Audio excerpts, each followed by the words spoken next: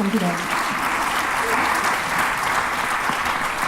Thank you very much, Mel. Buenos and happy day. It gives me great pleasure to have the opportunity to introduce the 2018 CIS keynote speaker this morning. Jessica Marati Radparvar is the founder of Reconsider, a boutique consultancy that helps companies and organizations build impactful social responsibility strategies, communications, and community, all with the goal of driving positive behavior change. Her clients include future-oriented organizations like Etsy, Tommy Hilfiger, Fashion for Good, Nest, and the Cradle to Cradle Products Innovation Institute. Prior to starting Reconsidered, Jessica managed corporate responsibility communications and stakeholder engagement at PVH Corporation, an $8 billion apparel conglomerate with brands including Calvin Klein, Tommy Hilfiger, and Speedo, and worked on sustainability initiatives with EILEEN Fisher, West Elm, the World Wildlife Fund, and the NYU Stern Center for Business and Human Rights.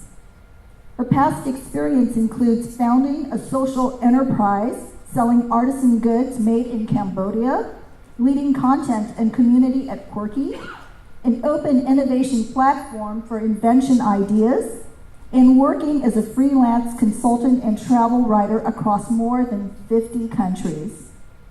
A former resident of Tamuning, Jessica graduated from the Academy of Our Lady of Guam, conducted her undergraduate studies at Princeton University, and received an MBA from New York University's Leonard M. Stern School of Business. She currently resides in Amsterdam. This bio, quite honestly, is far too modest compared to the tremendous social impacts Jessica has accomplished. It is my great pleasure to introduce this amazing woman whose voice and story we look forward to hearing today. Please join me in welcoming Jessica Marati Radparvar.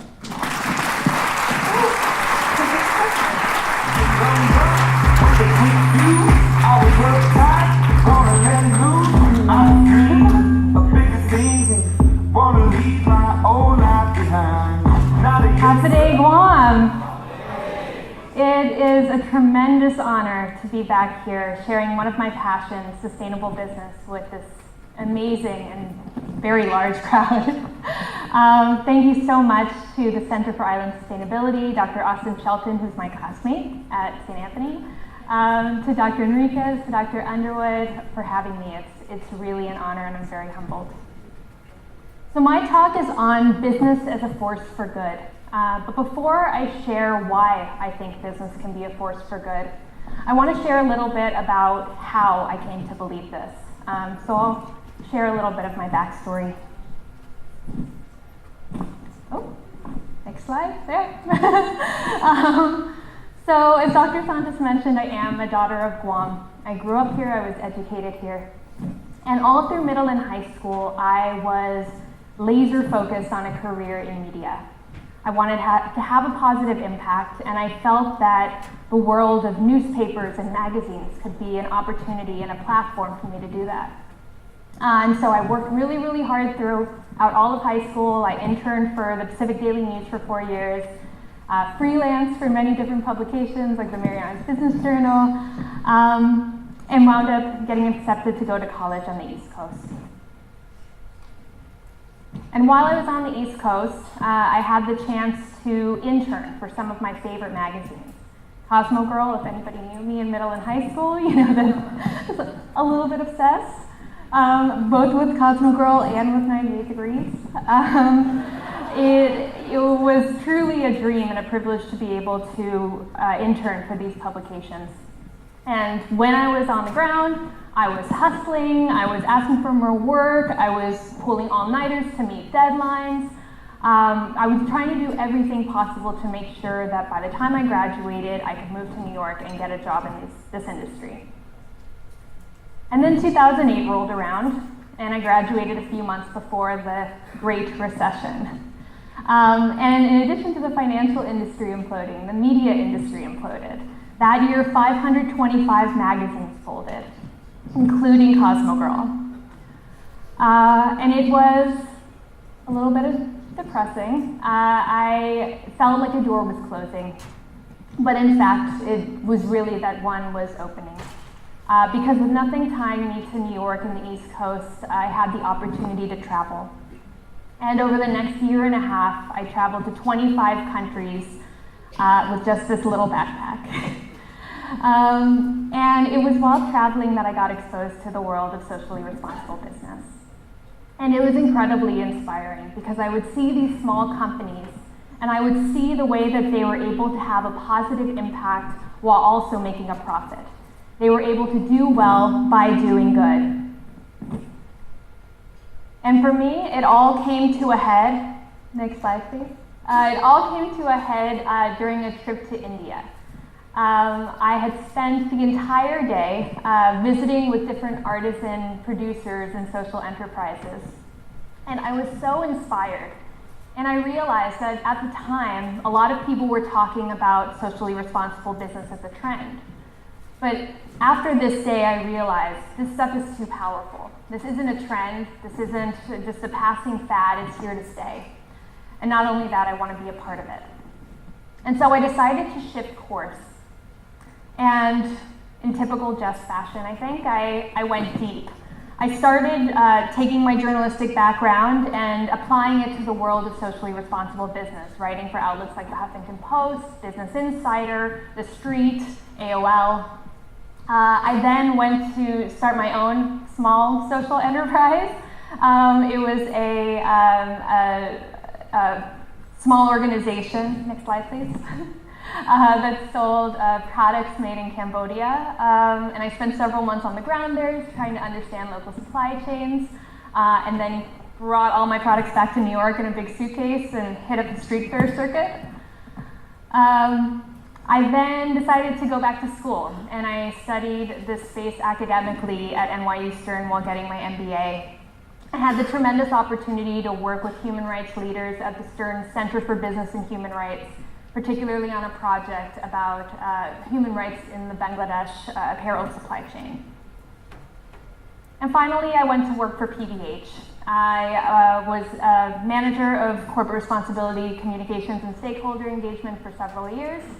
And it was while there that I really started to understand that corporate responsibility now is about less than siloed efforts. It's really about change management, and it's about changing the way that big companies, even $8 billion conglomerates, do business, and communications has a role in that.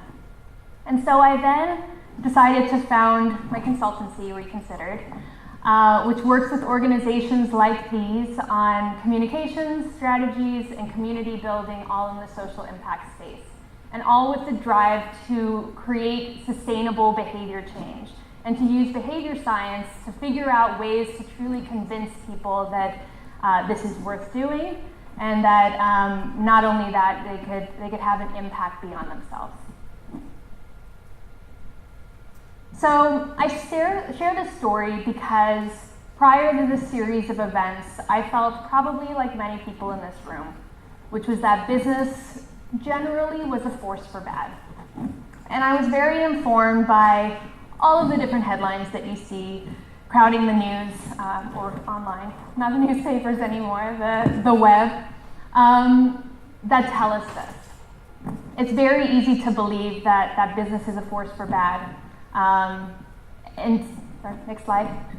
However, business is also incredibly powerful. If you look at Walmart, they are the world's 10th largest economy, and they employ 2.2 million people, which is larger than many countries. You look at Apple, their cash on hand is more than the GDPs of 2/3 of the world's countries. And Amazon has more users than the population of Brazil. So what if, instead of being a force for bad, business could instead be a force for good? This is what I believe. And I not only believe that it's possible, I also believe it's in the process of happening. I'll tell you why. First is that there is a tremendous consumer movement that's being driven by platforms like Twitter and Facebook and other social media platforms. Particularly in the past year, you've seen the rise of boycotts and boycotts 87% of consumers in a 2017 study said that they would purchase a product because that company stood up for or advocated for an issue that they care about. The consumer voice is stronger than ever, and they're mobilizing online. Second, there's a giant talent war. So I'm a millennial, guilty, and there's so much talk about how do we get millennials? How do we keep them here? You know, they're so fickle. What is it that they want?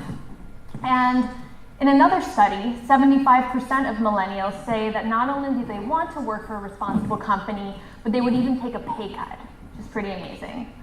A separate study from PwC also touched on loyalty. Millennials are 5.3 times more likely to stay with a company when they feel a strong connection to their employer's purpose.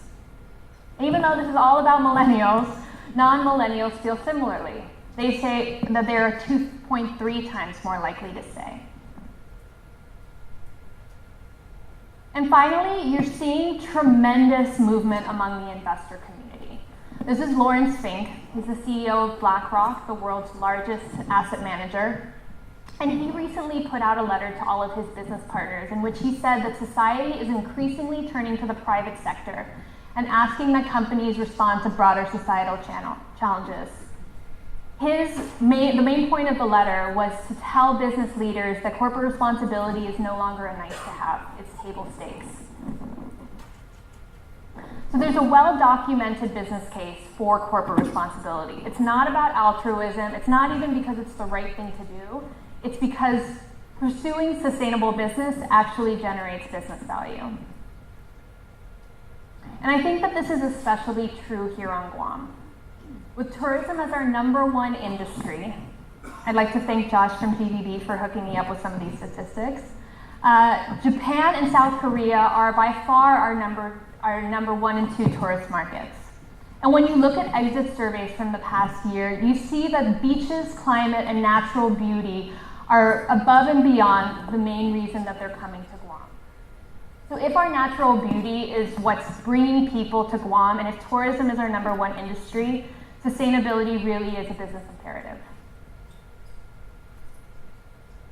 I think you only have to look to a couple of our neighboring islands to see what happens when sustainability is prioritized and when it's not. This is Bali. It's one of my favorite places in the entire world. It's a place I've returned to many times over the past 10 years. And a couple months ago, or last year, I spent a couple months there, and I was with my husband and a couple of our friends, and I was super excited to take them to my favorite beach in the Bukit Peninsula. And I was talking it up, I was so super excited, I could finally show them this gorgeous place. And I had shown them pictures and expected that it was going to look as clean and pristine as it does here. And instead what we experienced was something a bit more like this. Video, please.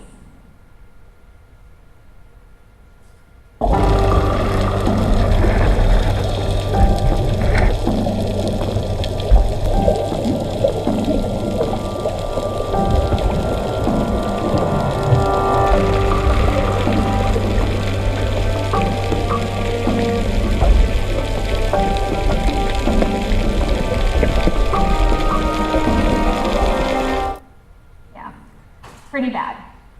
Turns out I was there during what's now called garbage season, which is January to March, and it's heartbreaking. There's plastic everywhere, and the government of Bali this year for the first time declared a rubbish emergency because it had gotten so out of control. A lot of the trash washes on shore from neighboring islands, but I was also surprised to see plastic and disposable products prevalent on the island itself. There was one point when I went to get a coffee, and I watched in horror as the coffee was put in a plastic cup with a plastic straw in, put in a plastic bag, and then put in another bag, and then given to me. It's so ingrained in local way of doing things to use plastic. It's even seen as a way of a form of prestige. And even though they're in the midst of a rubbish emergency, these practices still hold. And the other reason why I think it's so heartbreaking is because Bali's really starting to feel the hit. There have been a number of headlines recently about how you should take Bali off your bucket list, and I worry that the tourism industry there is really going to falter. You compare this to an island group like Palau. Now, how many in the room are familiar with the Palau Pledge? Cool. Lots of familiarity. I am obsessed with this thing. I talk about it to anybody who will listen. I think it's incredible. Palau has now made it mandatory for any incoming visitor to sign a pledge that's formulated as a letter to the island's children, in which visitors promise that they are going to protect the natural environment, that they're going to preserve the culture. And this is paired with a mandatory in-flight video, which if you haven't seen, I suggest you YouTube it. You'll cry. I cried. As well as an educational program. And the pledge itself was developed in consult with the island's school children. And I'll let, I think their words are way more powerful than mine. Yeah. Children of Palau, I take this pledge as your guest to preserve and protect your beautiful and unique island home. I vow to tread lightly, act kindly, and explore mindfully. I shall not take what is not given. I shall not harm what does not harm me. The only footprints I shall leave are those that will wash away.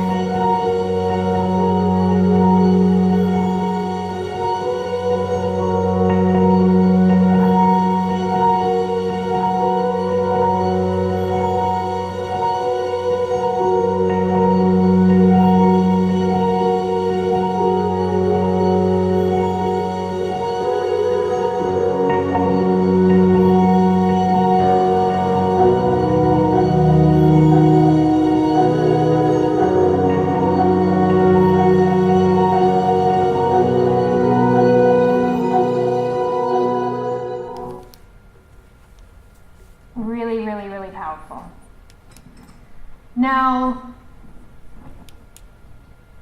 the Palauan Minister of Natural Resources, Environment, and Tourism put it really well, I think.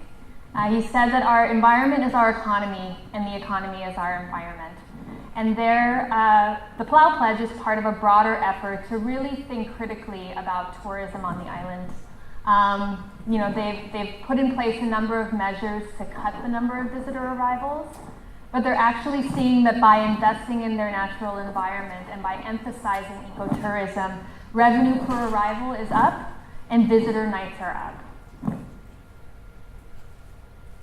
And what this really takes is a systems approach. I cornered the gentleman from the Palau Community College yesterday at the reception, and I asked, what were the success factors that came into, that informed the success of the Palau Pledge? And he said it really took an alliance, which is what I think this conference and what the center is trying to build. It took businesses, government, nonprofits, universities, and community members working together. In this case, it was a number of concerned community members and business leaders under the umbrella of the Palau Legacy Project, who worked with the government, who got buy-in from local elders, who then worked with the school system. They were supported by a media agency based in Australia.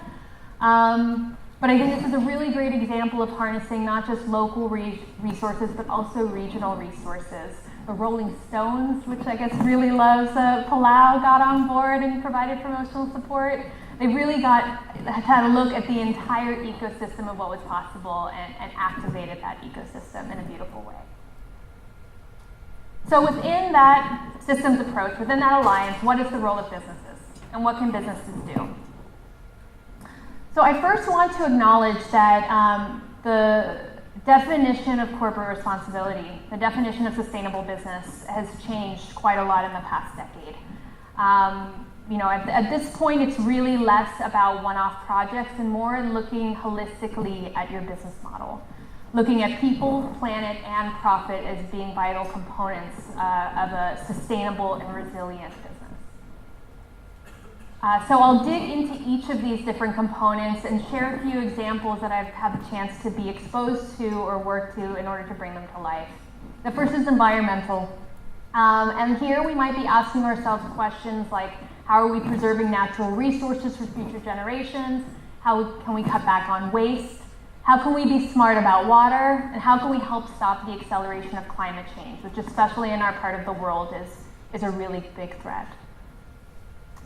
And one industry that's looking very holistically at its environmental footprint is the fashion industry, and it's also the industry that I've spent the most time in. This is Fashion for Good. It's an organization that I work with in the Netherlands. And Fashion for Good launched last year with the idea to really harness the power of sustainable innovation and collaboration to drive change in the global fashion industry. We have a hub in the center of Amsterdam, and we work with companies like Adidas, Target, C&A, a lot of more European retailers on initiatives that are incredibly exciting. We're talking leather made from mango peels, and we're talking robots that can sew items of clothing. It's really, really cool stuff. And Adidas, which is one of our partners, I think has a really amazing approach to sustainable innovation that touches on that plastic waste issue I spoke about a couple slides back. So what Adidas has done is they've partnered with a nonprofit called Pearly for the Oceans, and they collect ocean plastic as well as fish nets, and they turn it into thread that are then used in shoes, track jackets, bathing suits, you name it. And I think this is a really incredible example about taking a circular approach to environmental sustainability and turning trash into treasure. The next dimension is social. So here you might be looking at things like fair hiring standards, diversity and inclusion, whether you're providing rights and benefits that allow your employees to thrive, whether you're giving back to the local community, importantly in a way that leverages your company's core strengths. Shout out to the Bank of Guam, by the way, who's present. That was a photo of them at Relay for Life. One of my favorite social enterprises, and not just because they supply all of the brownies to Ben & Jerry's, so that's definitely a bonus, is an organization called Greyston Bakery that's based in New York. And they have taken a really groundbreaking approach to the social dimension with something that they call open hiring.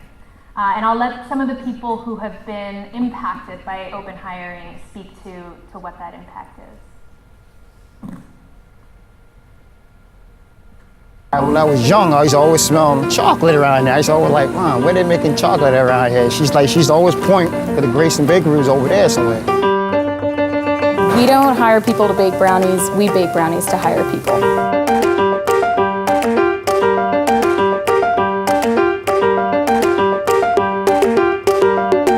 Every new job we add here, every time we kick up the volume, we get a new sale, we get to offer somebody else in the community a position.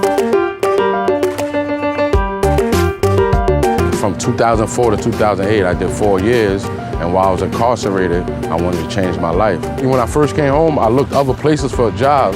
They wouldn't hire me. So things started getting frustrated. To be honest with you, I was about probably a couple of days to going back to the streets. And I was riding around with my friend, and I happened to get the call. It's just crazy. I'm happy to be here. Dion started on the floor and has moved up to a place where he has a ton of responsibility. I know for me personally, when I have a problem on the floor, I'm usually chasing Dion down to help. They gave me an opportunity. Let's see if I can make this full 360 turnaround. And that's what Greyston's about. We're producing about 30,000 pounds of brownies a day for Ben & Jerry's, so it's a lot.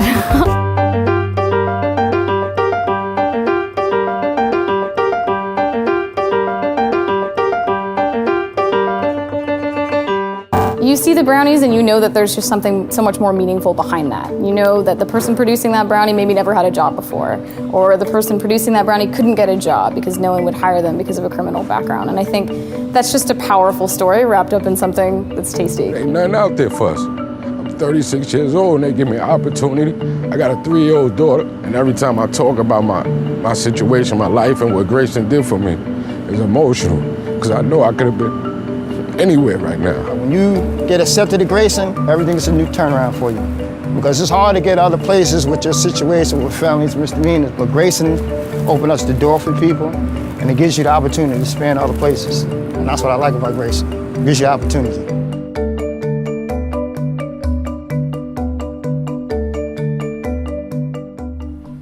Like I said, really impactful, really powerful, and a really unique way to view the social dimension. The third of the triple bottom line, third line I'd say, is the economic dimension. And here I think there's a really big opportunity for Guam. So here you're asking yourself questions like, does your business help local suppliers stay in business? Are you using your purchasing power to stimulate the local economy? And are you paying your employees enough to really facilitate economic growth and spending? There are many case studies about the impact of local procurement, but one that I want to call out comes from British Columbia in Canada. And they did a study looking at one area of government procurement, and that was school supplies, or office supplies rather. And they found that they were working with both local vendors as well as multinational vendors. They found that when they patronized the local vendor, that local vendor recirculated 77 to 100% more revenue to the community than their multinational counterparts. They hire more local labor, they give more money to local charities, they distribute more of the profits locally, and they buy more goods and services from other local suppliers. And so what the British Columbia government ultimately reckoned is that by spending money locally, they were able to get more bang for their Canadian dollar and really have an impact that was beyond just getting the office supplies that they needed. And I can't talk about buying local without recognizing some of the amazing local businesses that I've seen sprout up on Guam in the time I've been coming back to visit. Organizations like Z's Green Canteen, which has delicious smoothie bowls, and which I just found out sources 90% of their produce and ingredients from local farmers. Mungy Pops, which are true to their name. Cham Glam, which has a farm-to-face approach where they work with farmers to get ingredients like achoti into lip balm. Pika's, everybody's favorite snack pack burger, which I had yesterday. A lot of local ingredients used there too. Green banana paper, an amazing social enterprise out of Kosrae that uses green bananas to make paper and wallets. And of course, Melanie's Farm to Table Guam, which has just been such an inspiring case study of the power of training local farmers in business basics. So hopefully by now you're jazzed up, you're like, yeah, triple bottom line approach, sustainable business, I'm all for it, right? Yeah, into it. Okay, cool. Yeah, other one, or you're asleep. Either one. But the question really is where to begin, because this stuff can be a little bit overwhelming. There are a lot of resources out there. You know, don't start from scratch. I put together a toolkit, and I'll share a link at the end of the presentation. It touches on a lot of places where you can learn more. But really, I think it's about just starting with one thing and starting with one impact area.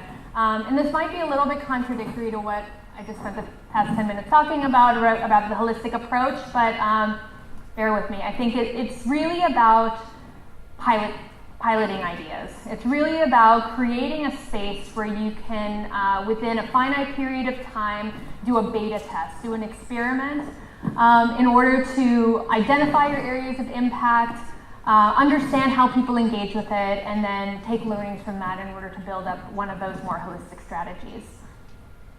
So the first question that you might ask yourself is, what is your impact? What is your industry's impact?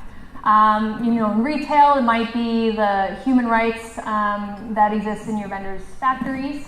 It might be the carbon footprint of shipping things all the way to Guam. For the hospitality sector, it might be the energy footprint of your facilities, or whether you're paying the people who work particularly in service fair wages. And on the restaurant side, it might be about ingredient procurement and the massive amounts of waste in the food and beverage sector. And I'll take that last example and use it to illustrate some of the other questions. Next question is just, what is that one thing? What's that one thing you can procure locally, that one thing you can cut back on, that one improvement you can make that would impact the people who work with and for you? One really great example of this is a restaurant in Amsterdam called In Stock. And it was founded by a couple of people who used to work in grocery stores. And they saw massive amounts of waste that were food that was wasted every single day. And so they created a restaurant to take things like bruised apples or nearly expired cheese and infuse them into the menu, which changes every day in a really exciting way. And it's impossible to get a table there, so they're really, really successful. The next question you might ask yourself, or next two questions rather, are about how you can engage people around this one thing. So for employees or coworkers, it might be that one small change you can make that isn't super disruptive. It is also about keeping them motivated to figuring out how to measure and share progress. And also empowering them, because chances are people who are out on the field or on the floor, they know this space more than anyone. It's likely they have some really incredible ideas too. And one really hot topic in California at the moment is around plastic straws. It might be the next legislation, possibly, after plastic bags. But you could, before that legislation comes to pass, if it comes to pass, it could just be as simple as asking your restaurant wait staff to only have straws be available by request.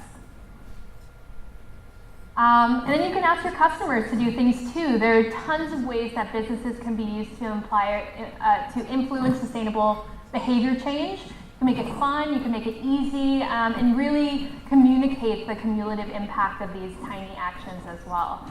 Starbucks does this really well. They have a number of incentives for bringing in your own cup. I think this is something that is pretty easy to do, particularly for the local coffee shops on Guam. Finally, learn, share, and repeat. So like I mentioned, it's really helpful with pilot projects to establish firm time boundaries, and then to be really rigorous about asking yourself tough questions about what worked, what didn't, what's worth continuing, etc. And I mentioned earlier in the presentation that transparency is incredibly important to consumers. And so don't be afraid to take your customers along on the journey. 94% of consumers in another 2017 study said that they're likely to be loyal to a brand that offers complete transparency. And it isn't about being perfect at all. It's not about having it all figured out. It's about being honest and transparent, even about challenges, and taking people along for the ride. And have fun. I seriously think that sustainability sometimes has an image problem. I really do. I think sometimes it's seen as boring and technical and earthy, and it's just not that. It's the future. It's super exciting. We were on Patty Arroyo's show the other day, and Patty was like, it's drones that are dropping seed balls on the island soils. It's really exciting stuff. And I think that we don't give it enough credit for being so. And so, have fun with it too. Make it on brand.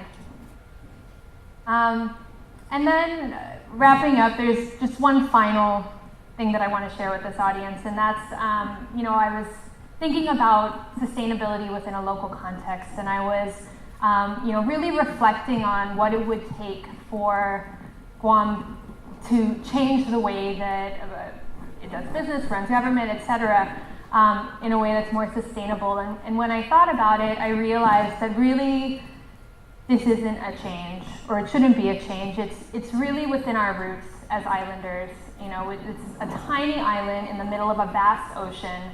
Our grandparents and our Manumku and our elders and our ancestors all were very used to doing more with less.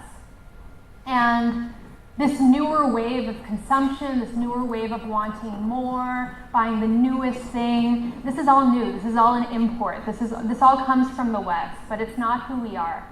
And I really believe that we all have an opportunity to create change in this space. I spent most of the presentation talking about the business community, but an important part of the business community our consumers and customers. And so, you know, don't keep calm. Be active. If there's one thing that you do after this presentation or during the break or after leaving, you know, contact your favorite local business or a business owner that you know and tell them that this stuff is important for you. Vote with your dollar. Support companies that are doing really amazing things and avoid companies that you don't think are. And you know, I think everybody really has a role to play in creating a more sustainable economy for this island. And I'm really excited to watch as it all happens. So thank you.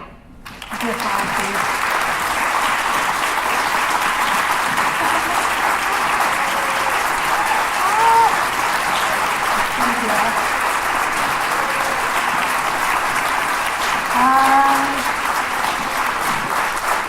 More resources. You want to take a photo? I did put together a short resource list. So if you want to learn more, and I don't know if we're doing questions. Yes, we have about 5 minutes for questions. So if you have a question, please proceed to the mic up front, or I can come to you if you're in the VIP section. Oh, there's mics running around. Great, wonderful. Are there any questions? Yes, from Maureen. Thank you, Congresswoman. Good morning, everybody. So tell me, this is obviously very satisfying for you, but can you make a living at it?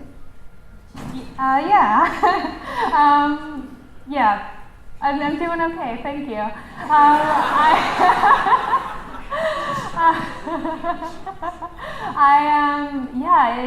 I really, you know, 10 years ago when I was first starting to get into this space, there weren't that many opportunities, or if they were very technical. But I think because there's this shift, and a couple of the trends that I mentioned, like growing consumer activism and investor push, has meant that a lot of companies are creating sustainability positions, and so it's quite a growing field, and it's an exciting field, and maybe not as lucrative if I had worked with an investment bank or a consultancy like all my business school classmates, but I get so much satisfaction out of it, so yeah.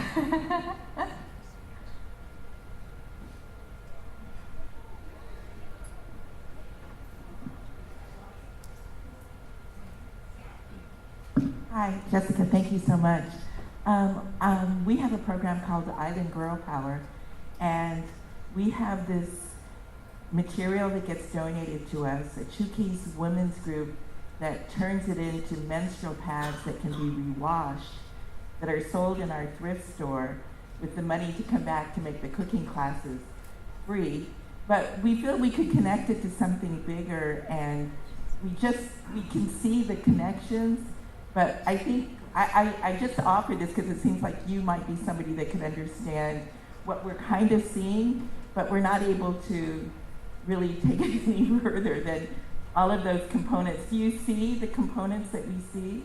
Oh, 100%, yeah, it's women's empowerment. It's taking control of your menstrual cycle and doing it on your own terms and doing it in a way that's sustainable. I'd love to talk with you later about ideas. But I definitely see the linkage, and I think that's really exciting.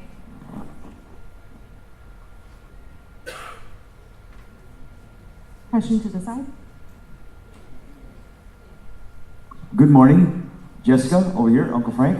Oh, okay. Hey, Uncle Frank. Good morning, how you doing? Good presentation, by the way. You've prefaced your presentation acknowledging Palau. And in my opinion, Palau is the leader in this region relative to this issue at hand. And Guam, we all think, we like to believe, and we always push for trying to become leaders in this region. One thing that you didn't include in that particular component was that Palau provides a head tax. I think it's $50 in and $50 out, I believe. It's a pretty substantial amount. Based on your travels worldwide, is that a growing trend now to provide a head tax to inbound travelers to address this particular issue? And if so, what are your thoughts on having Guam institute something like that? And will it provide Guam either a competitive advantage or a competitive disadvantage? That's a good question. Thanks, Uncle Frank. I'm definitely used to paying entry fees and visa fees when I travel. So I definitely say that it's not unique at all. And I think what's interesting about Palau is that they've also incorporated it into the ticket price. So you don't feel the pain as much. You don't feel like it's separate. It's more kind of a part of the overall buying experience. And I'm not aware of any other countries that are explicit in having that money go toward environmental and cultural initiatives. But I think it's an incredible idea. And I think the reason why I'm so obsessed with what Palau is doing is I feel that they have also done an amazing job of bringing that story to life and of really connecting people who come to the island with this broader social mission. You almost don't mind paying the extra because you feel like your dollars are going toward a good place. And I think it would be amazing if Guam were to put it in place something like this. One question in the back. I just want to thank you for your talk today. I think the time has come, and it's really important that we in Guam have to correct what's happening here because we need to tie economics with environmental sustainability. And I believe that many businesses feel like it's either or. So I really appreciate you speaking today. What I really would like to see, maybe this is a question and a comment too at the same time, I would like to see more connection between how we tax people here with protecting our environment. Because I feel like a lot of the qualifying certificates, a lot of these sort of incentives are sort of detrimental to protecting the environment. So I don't know if you have any suggestions as far as that is concerned. And I really would like to see the conversation go beyond this conference. And if you have any suggestions as far as what are the low-hanging fruit to what can we do in the future for greater long-term protections economically? Yeah. It's I have to admit, because I haven't been on Guam, I'm not as familiar with a lot of the recent conversations. But I do think that building alliances is so key, and I think if there are more voices at the table from different elements of society, then those voices will start to be surfaced even more. And I'm really inspired by what's being built at the Center for Island Sustainability. I think that it can be a really great incubator for ideas, a really great convener. And so I also hope that the conversation continues beyond this conference, but building those alliances and not just having conversations and meetings, but actually identifying key areas to activate and take action on are important. Hi, question over to the left by Ms. Linda Regis, a local farmer. A round of applause for our local farmer. I just wanted to make a comment. Last year on our conference on island sustainability about doing more with less, our vice chairperson, Ms. Angelita Mendiola, she would sell at Payless Market, and she would come and see all the onions that are thrown away. She'll pick it up and reprocess and plan it and then sell it back to Payless. So doing more with less. And also, I love that.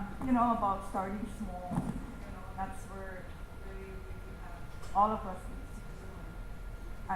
I remember someone was saying that when we touch the leaves or plants, that it makes us even smarter, that we have intelligence, just touching the earth, the natural. And I hope that more banks or companies where they can have their staff, just one day go out with some of this nonprofit group and help out with some of the things that are going on the island. There's a lot of things that different agencies here on the island, government agencies that are doing, that are trying to work together with the community. And so this is I really appreciate this forum. It's so informative, and thank you so much. Thank you. And I believe we have one last question, or two questions. Okay, do you want to go first, and then Ms. Hope will? Okay, Auntie Hope first. You're on. This Marcy. Jessica, I used to follow you on Facebook, wherever you went. Congratulations and thank you for coming back home and enlightening us about this approach to sustainability. There's a big elephant in the room and people are here we tend to not address. Are any of those communities near or were militarized? And how do you deal with that? Because our island, as you have pointed out, is a tiny, island in this big, vast Pacific Ocean. And we are a small island, and yet we almost never discuss the impact of our militarization and how do we really get sustainability when the other component of our living on this island is not part of the conversation. Please comment. Thank you. It's such a great call out and a great question. And I think it's incredibly difficult. I want to go back though to the alliance building because I think that one thing that I've learned during my time working in corporate is that because sustainability is something that most people can get on board with, it almost creates a safe space for parties that would otherwise be in opposition to come to the table and to brainstorm solutions. And so, even if these different groups might be at odds because of our island's history, I think building alliances like what UOG is trying to do, and around something like sustainability, where again it's something that most people believe in and agree with, it can create that safe space for exchanging ideas and finding commonalities. So hopefully it can even be a tool to help bring these disparate forces together. Thank you. We have a question over here and then a question to the front of the stage and then we'll conclude. Oh my gosh. Was it you that I took a picture of with Dr. Patrick? Yeah. Oh, I didn't know it was you. But now I'm seeing you up there and I'm like, oh my gosh, I want to cry. That is so awesome. I really love this presentation and I definitely took 2 handfuls away of stuff that I'm gonna try and do. But long story short, I talked after that conversation you had with Dr. Patrick. We had a good conversation about how Palau does it. How their agriculture strategic plan, does that ring a bell? I think we have that, right? Guam has a agriculture strategic plan, or it's somewhere, we're looking for it still. But on a real note, we need that. And I'm not gonna name any names, because this is a positive setting. But the question is, could we perhaps incorporate business in that agriculture strategic plan when we find it? So I just think that we could do a better job as an island together, as partners, or as everyone just loves Guam, by hurrying up that thing and really just working together to put that plan or that SDI into play. Because we are really good about strategically planning about how we're going to strategically plan the strategic plan. And I don't know, man. I think it just starts at our forefront. Ma'asi for all that you do for us. But thank you. I just wanted to ask you if that picture is. I tagged you and it's so beautiful. I was like, wait, let me put on the flash, because the background's nice and stuff. But Dr. Patrick, wherever you are, because Palau owns what Palau do. Yeah. So oh my God. My mind is blown. Thank you so much. Thank you so much. And I think one thing touch on though is urgency in getting things done, and you know, that's something I'm excited to see too. It's just an acceleration of the impact. Thank you. And I think in summary, the real question was, who else here has a girl crush on Jessica Marati? Okay, and we have one more question in the front, and then we'll wrap up. Okay. I might. Sorry. Oh, okay. So, hi. We're from the Republic of Korea, and we noticed that you traveled around the world quite a lot. And there, our president was actually wondering that you had a graph of the visitors to Guam between Japan and Republic of Korea. He would like to see that graph because one more time. And his second question was, we noticed that there are a lot of Korean tourists coming to Guam with lots of Korean language plastered all over. It almost felt as if we were back in Korea because there were so many. So he's wondering, what are the impact, what is the impact that the Korean tourists are having on Guam in general, if you know anything about that?